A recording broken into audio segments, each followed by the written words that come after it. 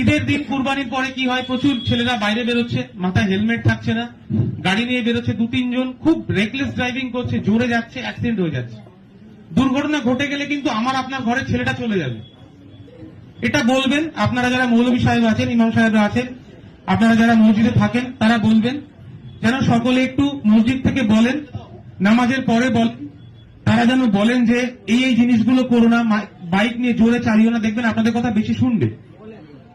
আপনারা আমাদের প্রতিনিধি, আপনারা সমাজের প্রতিনিধি, আপনাদের মাধ্যমে আমাদের কথাগুলো আমরা বাইরে পৌঁছে দেব, তো যাতে অ্যাক্সিডেন্ট গুলো না হয়, কম হয়।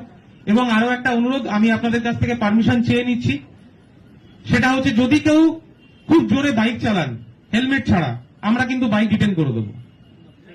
আমি কিন্তু কোনো বাইকের কেস করতে চাইছি না, কাউকে আমি কেসে জড়াতে চাইছি না, আমি কিন্তু বাইক সেই দিন ছাড়বো না, ডিটেন করে দেবো। দয়া করে কেউ ফোন করবেন না যে স্যার গাড়িটা জোরে যাচ্ছিল আপনি আটকে দিয়েছেন, স্যার ছেড়ে দিন, আমি পরের দিন ছেড়ে দেবো, কথা দিচ্ছি।